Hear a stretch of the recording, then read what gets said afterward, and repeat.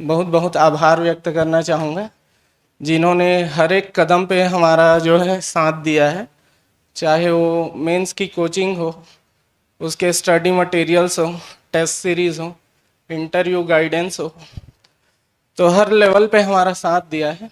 तो educational background starting benefit दे सकता है यदि हमने अपनी स्कूलिंग अच्छे से की है तो, लेकिन ये जर्नी बहुत लंबी है, तो फिर लॉन्ग टर्म बेनिफिट हमारी मेहनत ही है। यदि हम साधारण एजुकेशनल बैकग्राउंड से भी हैं और नॉर्मल जगह से पढ़ाई की है या फिर कोई कोर्स है, तो फिर बहुत बेहतर मेहनत करके स्ट्रैटेजी बना के हम अपने वीकनेसेस को जो है आइडेंटिफाई कर सकते हैं और फिर वहाँ काम कर सकते हैं। बेसिकली जो साइंस बैकग्राउंड के होते हैं तो उनको एक पेपर 4 में एडवांटेज होता है। अरविंद हमारे साथ हैं और इन्होंने सासो की पोस्ट पर इस बार चयन लिया है।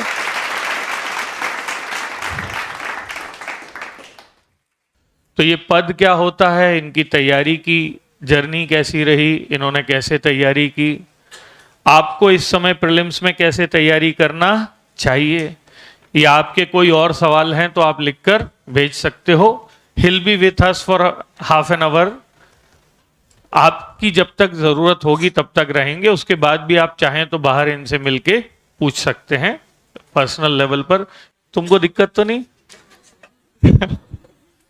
ये बहुत सीधे साधे विद्यार्थियों में से हमारे हैं, ठीक है। तो मैं इनके बारे में ज्यादा क्या कहूं, बस ये समझिए कि जो लगातार मेहनत करता है, जो असफलता से निराश ना होकर फिर खड़ा होता है और कहता है कि जब तक तोड़ेंगे नहीं, वो इन जगहों तक पहुंच पाता है।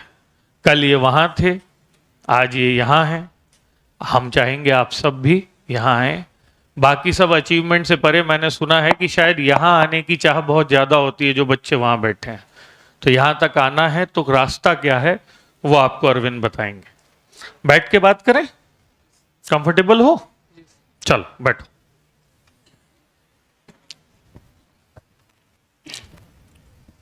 सुप्रभात आप सभी को।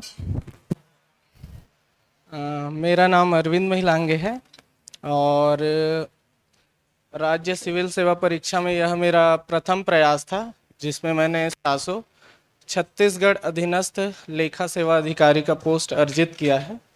तो सबसे पहले तो मैं दिल्ली आईएएस परिवार, जिसका मैं स्वयं भी एक सदस्य हूँ, बहुत बहुत आभार व्यक्त करना चाहूँगा, जिन्होंने हर एक कदम पे हमारा जो है साथ दिया है। चाहे वो मेंस की कोचिंग हो, उसके स्टडी मटेरियल्स हो, टेस्ट सीरीज़ हो, इंटरव्यू गाइडेंस हो, तो हर लेवल पे हमारा साथ दिया है। तो उसके लिए मैं सौरभ सर और पूरे दिल्ली आईएएस अकेडमी परिवार को जो है तहे दिल से अपना धन्यवाद देना चाहूँगा।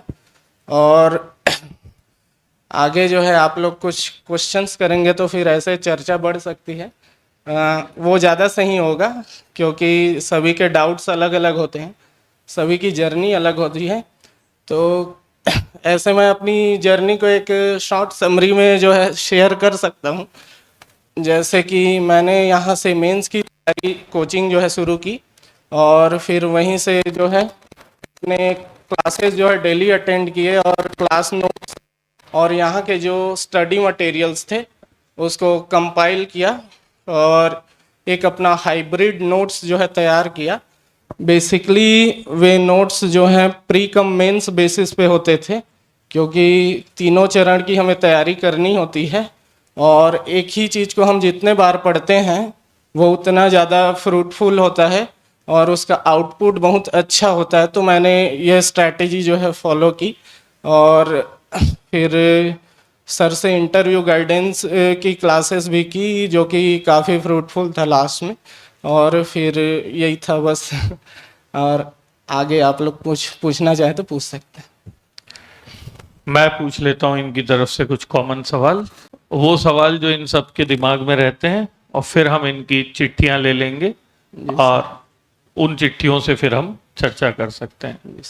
सबसे पहले तो ये बताइए कि एजुकेशनल बैकग्राउंड कितना काउंट करता है? ये कई लोगों के मन में रहता है कि यानी आपने बचपन में जो पढ़ाई की है या आप पढ़ाई में कितने मेहनती रहे हैं या कितने कोशिश की है, तो आपकी शैक्षणिक पृष्ठभूमि कैसी रही और क्या बहुत स्ट्रॉन्ग एजुकेशनल बैकग्राउंड का होना जरूरी है या इस समय भी जाग कर तैयारी की जा सकती है? मैंने अपनी स्कूलिंग जो है जवाहर नवोदय विद्यालय चिस्दा से पूर्ण की है। तो मुझे लगता है कि सिविल सर्विसेज की पढ़ाई जो है जब हम शुरू करते हैं तो एजुकेशनल बैकग्राउंड स्टार्टिंग बेनिफिट दे सकता है यदि हमने अपनी स्कूलिंग अच्छे से की है तो, लेकिन ये जर्नी बहुत लंबी है तो फिर लॉन्ग टर्म बेनिफिट हमारी मेहनत ही है। यदि हम साधारण एजुकेशनल बैकग्राउंड से भी हैं और नॉर्मल जगह से पढ़ाई की है या फिर कोई कोर्स है तो फिर बहुत बेहतर मेहनत करके स्ट्रैटेजी बना के हम अपने वीकनेसेस को जो है आइडेंटिफाई कर सकते हैं और फिर वहाँ काम कर सकते हैं। बेसिकली जो साइंस बैकग्राउंड के होते हैं तो उनको एक पेपर 4 में एडवांटेज होता है। तो हम लोग मार्किंग्स देखें मेंस की तो वहाँ एक एडवांटेज उनको होता है, लेकिन जो नॉर्मल बैकग्राउंड के होते हैं तो उनको अपने जो कमज़ोर विषय हैं उनको जो है एक लेवल तक लाने की कोशिश करनी चाहिए और बाकी जो अपने स्ट्रॉन्ग सब्जेक्ट्स हैं वहाँ पे जो है मार्जिन लेना चाहिए, ऐसा मुझे लगता है।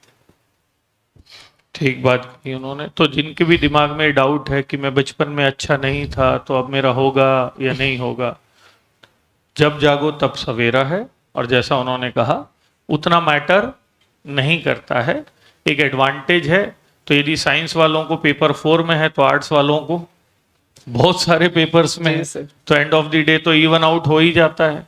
तो अपने दिमाग में ये बेकार की बातें ना रखें, ठीक है। एक दूसरा जो इनके दिमाग में रहता है, हर टॉपर किताबों की अलग अलग लिस्ट देता है। तो मैं ये तो नहीं बोल सकता, क्योंकि हर टॉपर जो आएगा आप बोलोगे आप अपनी लिस्ट दे दो, फिर सब लिस्ट का मुरब्बा बनाओगे आप, जो खाने लायक रहेगा नहीं। तो मैं किताबों के बारे में ये पूछना चाहूंगा, एक वो जो सब लोग कह देते हैं कि एनसीईआरटीज और बेस बुक्स को पढ़ना बहुत जरूरी है, वो कहाँ तक सही है? क्योंकि ईमानदारी से कम लोग बताते हैं।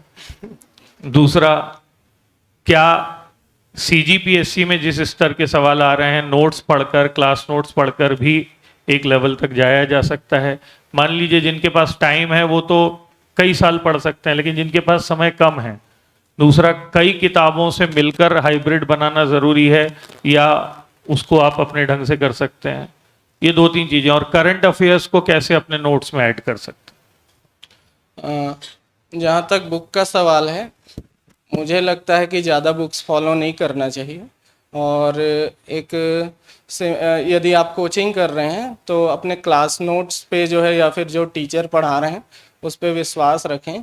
बस बातें ये हैं कि आप अपना जो है कॉन्शियसनेस या चेतना जो है उस समय लैप्स नहीं करना है, क्योंकि फिर जो नोट्स है उसको हमें अपने अकॉर्डिंग मोल्ड करना ज़रूरी है समय के साथ जो है।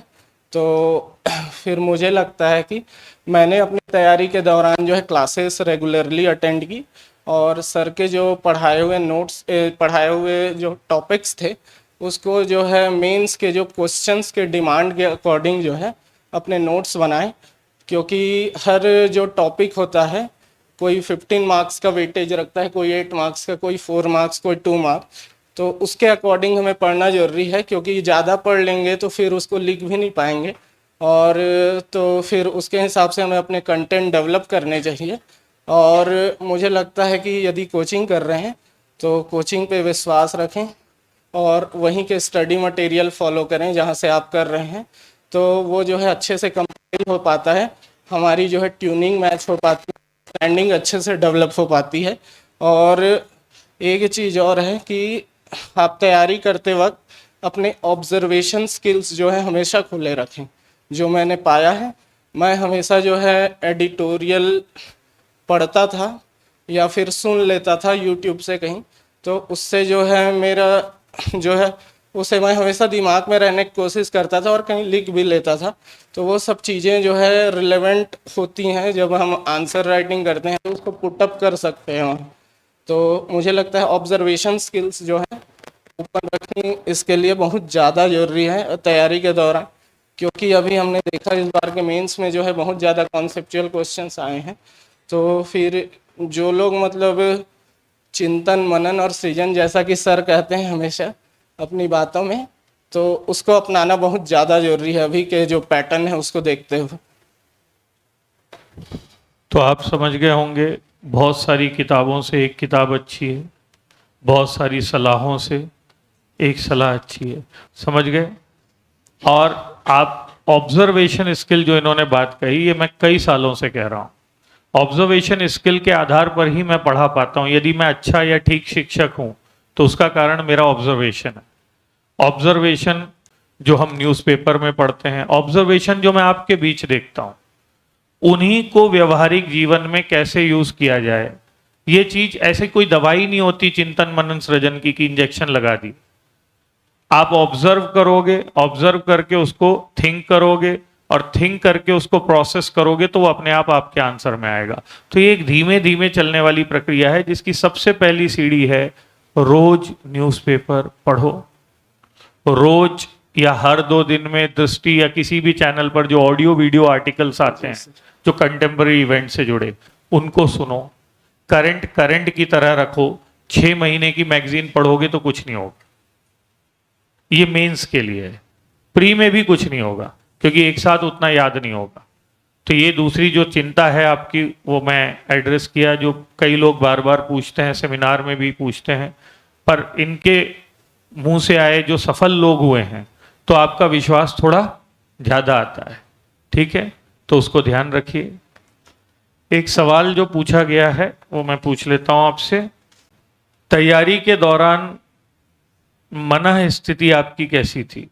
तैयारी के दौरान सबसे बड़ी दिक्कत यही होती है, क्योंकि ये तैयारी बहुत लंबी है और 3 फेजेस में होती है। तो हर बार जब हम सेलेक्ट होते हैं तो उस टाइम खुशी होती है, फिर बाद में लगता है कि अभी अल्टीमेट सिलेक्शन नहीं हो पाया, थोड़ा पास में रखो। अल्टीमेट सिलेक्शन नहीं ले पाए हैं। तो अप एंड डाउन्स बहुत ज़्यादा आते हैं। मेरी भी तैयारी के दौरान जब मेरा प्रीलिम्स क्लियर हुआ, खुश था, फिर मेंस की चिंता हुई, मेंस का जब रिज़ल्ट आया, फिर इंटरव्यू का, तो फिर जब फाइनल लिस्ट में जब तक नाम नहीं होता है तो फिर अप एंड डाउन्स बहुत ज़्यादा होते हैं उस समय। तो उस समय जो है मैं दोस्तों के साथ रहता था जो लोग पॉजिटिव हैं बहुत, तो उन्होंने मेरा काफ़ी साथ दिया है, मुझे कंटिन्यूअसली मोटिवेट किया है। तो आप भी कोशिश करें कि कुछ ऐसे दोस्त हों जो आपके लिए हमेशा जो है पॉजिटिविटी लाएं आपके लाइफ में और आपको कंटिन्यूअसली मोटिवेट करें कि आप हार्डवर्क करते रहें, या फिर अपने मेंटल स्टेबिलिटी के लिए ऐसे दोस्त रखें जिनके साथ आप खुल के बात कर सकते हैं, गप्पे मार सकते हैं। तो ये सब चीज़ें हैं। और रही बात डिस्ट्रैक्शंस की, तो मुझे लगता है कि थोड़ा उससे दूर रहना चाहिए, क्योंकि कहीं ना कहीं माइंड तो डिस्टर्ब होता ही है प्रिपरेशन के दौरान। क्योंकि खासकर एग्ज़ाम टाइम में हमें पूरा फोकस चाहिए होता है। जो 2 महीने प्रीलिम्स के होते हैं, 3 महीने मेंस के होते हैं, तो फिर उस समय जो है हम लोग किसी प्रकार का डिस्टरबेंस जो है वो अपने जीवन में नहीं आने दे सकते, क्योंकि वहाँ पर कोई और एज ले जाएगा। कंपटीशन जो है काफ़ी टफ है। तो यदि करियर में अच्छा करना है तो कुछ चीज़ें सेक्रीफाइस कर लेनी चाहिए मुझे लगता है, क्योंकि अल्टीमेटली उसके बाद लाइफ तो अच्छी होनी है। तो आप समझ गए हैं, पॉजिटिव दोस्त रखना है, पॉजिटिव एनर्जी रखना है। इन्होंने कहा 5 महीने, तो कम से कम इनकी बात मानकर 6 महीने एक मोटा मोटा बना लीजिए आप। नवंबर से फरवरी या नवंबर से जून तक हिस्ट्री की अप्रोच पूछा है, और ये पूछा है क्या डेट्स को याद करना कितना ज़रूरी होता है। हिस्ट्री के लिए मैंने जो है दिल्ली आईएएस के बुक से जो है पढ़ाई की थी। तो मैं जो है उसमें एनालिसिस करता था। सबसे पहले क्वेश्चंस का वेटेज कितना हो सकता है, कौन से क्वेश्चंस 2 मार्क्स के लायक हैं या फिर कौन से क्वेश्चंस 8 मार्क्स के लायक हैं। उसके बेसिस पे मैं जो है लगभग सारे सब्जेक्ट्स में मैंने यही अप्रोच फॉलो की कि मैं उतना कंटेंट वहाँ प्रोवाइड करवा पाऊँगा या नहीं। तो फिर मेंस में एक हमें लिबर्टी होती है कि कंटेंट हम लोग अपने अप्रोच से डाल सकते हैं। तो फिर आप एकदम ज़्यादा थॉरो जाने के बजाय कॉन्सेप्ट प्लस थोड़ा सा फैक्चुअल ग्रिप रखें उस पर, ताकि आंसर में कॉन्क्रीटनेस भी लगे और एक प्रेजेंटेशन पे काम कर सकते हैं हिंदी में। साइड हेडिंग वाली अप्रोच मैंने फॉलो की थी, साइड हेडिंग करके, तो फिर उससे मुझे फ़ायदा हुआ था। और डेट्स की बात है तो मुझे लगता है कि एकदम जरूरी तो नहीं है, बट कोशिश कर हाँ, सकते हैं। जैसा इन्होंने बताया कि मेंस में आपके पास लिबर्टी है कि आप कौन सा फैक्ट दें कौन सा ना दें, तो डेट नहीं भी लिखा तो चलेगा। हाँ, बट इन प्रीलिम्स में भी आप यदि पिछले 3-4 सालों से देखेंगे तो डेट बेस्ड क्वेश्चंस उतने नहीं आ रहे हैं। तो यदि हिस्ट्री में आपको डेट्स ही परेशान करती हैं, प्लेस ही परेशान करते हैं, तो आप उन चीज़ों में थोड़ी बहुत लिबर्टी ले सकते हैं। जी सर। लेकिन आइडिया यदि आपको क्लियर है, क्रोनोलॉजी क्लियर है, इतिहास निरंतरता में परिवर्तन का नाम है, किसके बाद क्या हुआ, क्यों हुआ, यदि ये दो चीजें याद हैं तो आप फैक्ट्स को डिराइव भी कर सकते हैं कि ऐसा हुआ तो इस तारीख को हुआ होगा, तो आप उसका अंदाजा भी लगा सकते हैं। रटने की कोशिश ना करें, जैसे वो बार बार कह रहे हैं, समझने की कोशिश करें। और डिमांड ऑफ क्वेश्चन, उन्होंने बहुत इंपॉर्टेंट बात की है। आपकी किताब में कोई चीज, कोई टॉपिक लिखा हुआ है अलाउद्दीन खिलजी, मान लीजिए 2000 शब्दों में, मैक्सिमम कितना आएगा मेंस में? 175। जी सर। अब उसको 3-4 हिस्सों में जैसे क्लास में तोड़ दिया जाता, उसकी बाजार प्रणाली तोड़ ली आपने, उसकी मिलिट्री पॉलिसी तोड़ ली आपने, उसकी इंपेरियलिस्टिक पॉलिसी तोड़ ली आपने, और इन तीनों को 175 में तैयार कर लिया। उसका जीवन परिचय तो 175 में आएगा नहीं, तो उसकी साम्राज्यवादी नीति और उसकी विजय आ जाएंगी, उसकी बाजार प्रणाली, और एक तीसरा हो गया जो मैंने कहा उसका वो मिलिट्री सैन्य प्रणाली। ये 3 चीजों के लिए जाना जाता है वो। और इसके बाद यदि हो गया तो उसका आर्ट एंड कल्चर। तो ऐसे हर राजा को 4 हिस्सों में बांट दो आप, तो बड़ा राजा भी छोटे में तैयार हो जाएगा। 175 भी लिया तो 500-600 में हो गया, और बहुत गैर जरूरी फैक्ट्स आपने हटा दिए। तो this can be the easy approach. ठीक, मतलब मुझे ये सुनकर बड़ा अच्छा लगता है कि दिस इज व्हाट वी से इन द क्लास, और वो उस चीज को कह रहे हैं कि उसका फ्रूटफुल रिजल्ट मिला है। तो हमको भी ऑथेंटिकेशन लगता है कि हाँ, इसी अप्रोच से चलना चाहिए जैसा उन्होंने बताया, और आपको उसको फॉलो करना चाहिए बजाय इसके कि कुछ अपना तरीका अपनाएं। तो अप्रोच ही तो इंपॉर्टेंट होती है ना सबसे, तो उसको फॉलो करिए।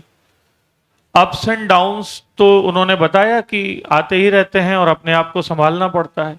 रिजल्ट का फेलियर भी अप्स एंड डाउन्स होता है, वो शायद आपने फेस नहीं किया, नो सर। तो ये चीज वो है ना, वो बता सकता है जिसको असफलता। ये बहुत फॉर्चुनेट लोग होते हैं, लेकिन बहुत मेहनती भी लोग भी होते हैं जो बिना किसी एग्जाम में फेलियर लिए, उन्होंने प्री दिया, प्री हो गया, मेंस दिया, मेंस हुआ, इंटरव्यू दिया, इंटरव्यू हो गया, फर्स्ट अटेम्प्ट में सिलेक्शन हो गया। तो फर्स्ट अटेम्प्ट में सिलेक्शन लेना it's kind of big achievement, लेकिन इस अचीवमेंट के पीछे 2 से 3 साल की मेहनत भी होगी जो उन्होंने टाइम से शुरू की होगी। तो it's not like he is the prominent example, जो उन लोग बार बार पूछते हैं ना कि पहली बार में होता है क्या, हमने तो नहीं देखा है। तो आपने कल ऐसे लोग भी देखे जिन्होंने कहा कि 3-4 साल लग जाते हैं, आपने ऐसे भी देखे जो कह रहे हैं कि नहीं 2 साल में तैयारी करके हो सकता है। तो जरूरी नहीं है, सबकी तरीका अलग अलग है ना। इन्होंने प्रीवियस ईयर क्वेश्चन पेपर का एनालिसिस करके, क्वेश्चन कहां से आएगा तो पता नहीं था, आप कैसे प्रिपरेशन किए? तो सबसे पहले प्रीवियस ईयर क्वेश्चंस का एनालिसिस करना बहुत ज़रूरी है। आप सभी उसको किया कीजिए। प्रीवियस ईयर क्वेश्चन से ही पता चलते हैं कि कौन से टॉपिक का वेटेज कितना है, सबसे बड़ी बात, और कौन से टॉपिक से कंटिन्यूसली क्वेश्चंस आ रहे हैं, या फिर कौन सा टॉपिक इम्पॉर्टेंट है और कुछ सालों तक नहीं आया है तो इस बार आ सकता है। जैसे इस बार मेरे को ऐसे क्वेश्चंस में बहुत सारा बेनिफिट हुआ था, मैंने एनालिसिस किया था, तो कुछ क्वेश्चंस कई साल से नहीं आए थे जो कि बहुत इंपॉर्टेंट टॉपिक्स थे, तो मैंने प्रेडिक्ट किया था कि ये आ सकता है मेंस में, तो वो आया और मुझे उसका बेनिफिट मिला। और दूसरा, कोचिंग से मटेरियल जो हैं वो बहुत ही हॉलिस्टिक हैं, या फिर जो भी यहाँ पढ़ाया जाता है मोर देन सफिशिएंट है। तो मुझे नहीं लगता कि वहाँ उतना अगर हम कर लेते हैं तो कोई भी चीज़ छूटेगा, तो फिर उसी को ईमानदारी से करना चाहिए हमें, और साथ ही करंट से जुड़े रहना चाहिए, क्योंकि 2 साल से हम 2 साल पहले जो शुरू साइकिल में हम सब्जेक्ट पढ़े हैं तो उसका जो है रिलेवेंस थोड़ा चेंज हो जाता है टाइम के साथ। तो फिर उसके लिए कॉन्शियसनेस वाली जो बात कही मैंने उस पे जो है उस अपडेशन हो सकता है, अपडेट किया जा सकता है। ठीक। सोशल मीडिया जैसे इंस्टाग्राम, फेसबुक, क्या आप तैयारी के दौरान इनसे जुड़े हुए थे, या जुड़े रहना सही है या गलत? मतलब मैं तो बोल दिया हूँ, आप ही बता दो। इंस्टाग्राम मैंने अनस्टॉल कर दिया था, फेसबुक बहुत साल हो गए चलाए तो व्हाट्सएप ही और टेलीग्राम यूज़ किया, क्योंकि वो ज़रूरी होता है। पीडीएफ कंटेंट ये सब न्यूज़पेपर्स वगैरह मैं टेलीग्राम से पढ़ लिया करता था। तो जो मेरे लिए फ्रूटफुल था वही सब प्लेटफॉर्म मैंने यूज़ किए हैं। तो मुझे लगता है कि आप लोग भी कोशिश करें कि उनसे दूर रहें। मतलब व्हाट्सएप चैटिंग और सेटिंग के लिए यूज नहीं किया उसने, है ना? पढ़ने के लिए यूज किया है। टेलीग्राम में कंटेंट और वीडियोस मिलते हैं तो वो पढ़ने के लिए है। ठीक। फेसबुक, इंस्टा में क्या मिलता है जो पढ़ने के लिए है?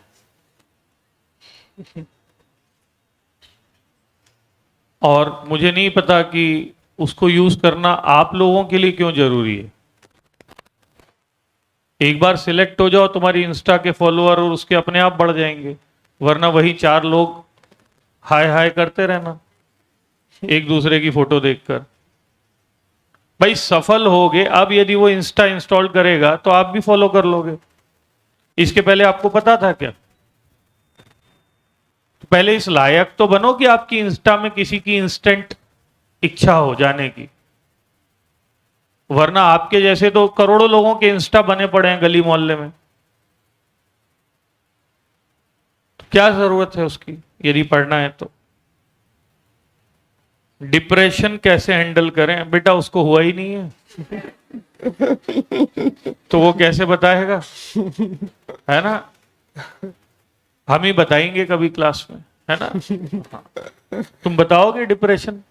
नो सर, उसके बारे में हाँ, मतलब मैं जान रहा हूं ना, तो हैप्पी टू गो टाइप का आदमी, उसको कहाँ तुम डिप्रेशन डिप्रेशन मैं कई बार क्लास में कहानी सुनाता ना, मेरे को कॉलेज में फर्स्ट ईयर में पता चला, मेरे तो अंग्रेजी आती नहीं थी ज्यादा, तो मेरा साथ का एक लड़का बार बार बोलता रहता था आज बहुत डिप्रेशन हो रहा है। मैं सोचता था पता नहीं क्या हो रहा है इसको, फिर मैं डिक्शनरी जाके देखा तो मेरे को पता चला मन में बुरा बुरा लगता है उसको डिप्रेशन कहते हैं। आपने देखा किसी रिक्शे वाले को डिप्रेशन हो रहा है? मैं मजाक नहीं उड़ा रहा हूं, जेन्युइनली भी होता है, कई लोगों को होता है। पर आपकी उम्र में काहेगा डिप्रेशन यार? छोड़ के चली गई तो नहीं आएगी।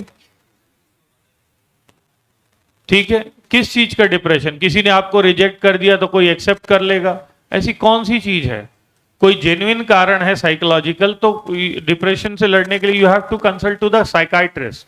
दे are the right people to deal with it because they are the specialised. Okay. और गैर जरूरी डिप्रेशन है तो या तो खुद से संभालो या फिर काउंसलिंग की मदद ली जाए। प्रैक्टिकली तो यही तरीका है। 12वीं पास हूं बेटा, 12वीं पास की तैयारी और बाकी की तैयारी का बड़ा सिंपल सा मामला है। First year second year, first year छोड़कर सेकेंड ईयर से तैयारी करोगे तो फाइनल ईयर तक कोर्स पूरा होगा, फिर एग्जाम दे लोगे, तो आप कोई बहुत जल्दी नहीं आ गए हो। बस ये आपकी नौकरी दूसरों से जल्दी लग जाएगी जैसे इनकी लग गई। ठीक है ना? तो कोई अलग स्ट्रेटेजी की बात नहीं है। क्या टेस्ट सीरीज के स्कोर्स मैटर करते हैं? टेस्ट सीरीज जो है सबसे पहले तो हमारे प्रिपरेशंस के लिए होती हैं, तो उसको बेसिस लेके हमें जो है अपनी प्रिपरेशंस करनी चाहिए और उसमें अच्छा करने का प्रयास करना चाहिए, क्योंकि उसी से जो है हमारा एक एनालिसिस हो सकता है। लेकिन टेस्ट सीरीज़ के जो स्कोर्स हैं बहुत ज़्यादा रिलेवेंट हैं या फिर उससे जो है हमारे सिलेक्शन होने ना होने की संभावना है, ऐसा कुछ नहीं है। क्योंकि मेरा एक मित्र था जिसे मैं जानता था और वो हमेशा जो है टेस्ट सीरीज़ में टॉप 10 या टॉप 15 में होता था, बट फिर उसकी प्रीलिम्स नहीं हुई इस बार। तो फिर मुझे लगता है कि कुछ, और मेरे मार्क्स टेस्ट सीरीज़ में 100 के अराउंड होते थे हमेशा, 100, 110, 115 ऐसे, कभी बहुत ज़्यादा अच्छे नहीं रहे। लेकिन मैं जो है अपनी गलतियों को इम्प्रूव करता था। जब टेस्ट सीरीज़ देता था तो जो चीज़ें मुझे वहाँ नहीं आती थी उसे और पढ़ता था और मेहनत करता था, तो फिर उससे जो है जो फाइनल एग्ज़ाम है उसमें जो है मुझे मदद मिली। और जो फाइनल एग्ज़ाम के 3 घंटे होते हैं वो ज़्यादा इम्पोर्टेंट होते हैं। तो टेस्ट सीरीज़ देते समय हमें जो है उन 3 घंटों को कैसे मैनेज करना है इसका अभ्यास करना चाहिए, और उन 3 घंटों में कितने क्वेश्चंस हम कर सकते हैं, कैसा अप्रोच रख सकते हैं, इसके लिए टेस्ट सीरीज देना चाहिए। ना कि स्कोर को दिल से लगा के फिर उससे जो है हमारा ही नुकसान हो सकता है यदि कम आ रहा है तो, और ज़्यादा आ रहा है तो ज़्यादा खुश भी नहीं होना है, उसको थोड़ा बैलेंस बना के चलें। तैयारी के दौरान कंसिस्टेंसी कैसे बनाकर रखें?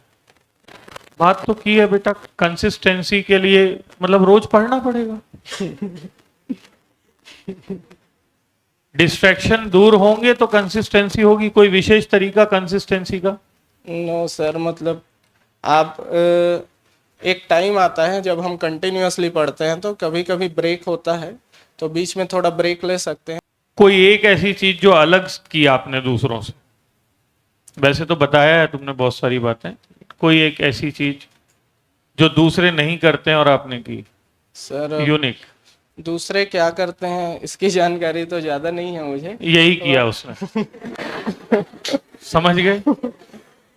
यही अलग किया उसने। मैं ऐसे ही कुछ सुनना चाह रहा था, ये बताने के लिए आपको कि दूसरे क्या करते हैं ये चिंता किए बिना अपना निष्काम कर्म करो। यही उसने किया, क्योंकि यदि वो बड़े भैया को देखता जो 6 साल से पढ़ रहे हैं तो डर जाता, किसी और को देखता जो ज्यादा पढ़ रहा है तो वो अपना काम कर रहा था ना।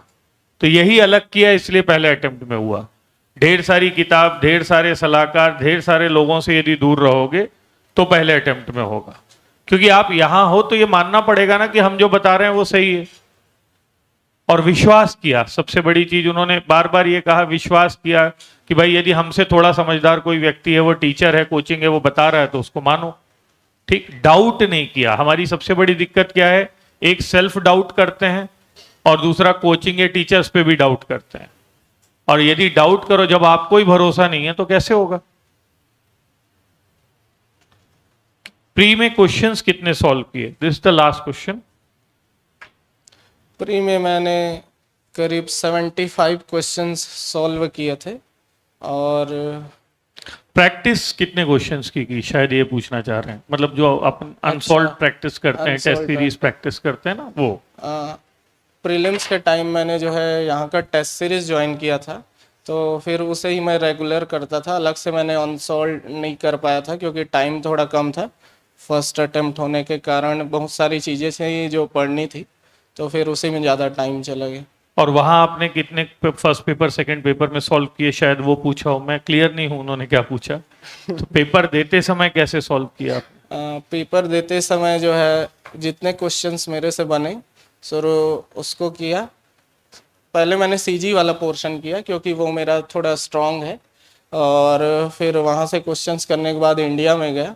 फिर मुझे क्वेश्चन इजी लगे तो थोड़ा अटेम्प्ट का जो नंबर्स है वो मैंने बढ़ाए जो सोचे थे उससे, क्योंकि वो डिसाइड नहीं होता प्रीवियसली कि हमें कितने अटेंड करने हैं। जो हमें यदि हमने तैयारी पूरे अच्छे से की है तो यदि हम अपना मैक्सिमम वहाँ देते हैं तो वही कट ऑफ होता है जनरली अगर देखा जाए तो, क्योंकि कट ऑफ जो है प्रीवियसली डिसाइड नहीं होता। पिछले साल 90 में हुआ था, इस साल 134 कुछ गया है, तो फिर उसको प्रेडिक्ट करना मुश्किल है, तो वो वहीं डिसाइड होता है जहाँ तक मुझे लगता है। लेवल ऑफ पेपर ये तय करेगा कि आप कितने अटेम्प्ट करेंगे। बस एक लाइन में यही बात है जी सर। उसी से कट ऑफ भी तय होगा। तो आप घर से सोच कर नहीं जा सकते कि मैं इतना करूंगा इतना नहीं करूंगा। जैसा पेपर दिखेगा उस हिसाब से आप सॉल्व करेंगे। ठीक है।